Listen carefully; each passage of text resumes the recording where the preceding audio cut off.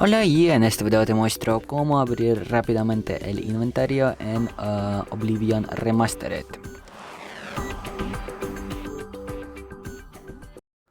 Pues bueno, primero tienes que entrar en ajustes y seleccionar teclado y ratón. Vamos a configurar la tecla para abrir el inventario. Bueno, aquí bajamos un poco hacia abajo y aquí tenemos abrir inventario. Podemos configurar dos teclas. Primera en mi caso es I y la segunda es F2. Pero yo quiero cambiar esa tecla a P y ese F2 a, por ejemplo, F9. Luego confirmamos los cambios y podemos abrir el inventario rápidamente y con tecla que queremos. Y bueno, si os gusta el vídeo, si esta información ha sido útil para ti, deja un me gusta y no olvides suscribirse al canal. Hasta luego.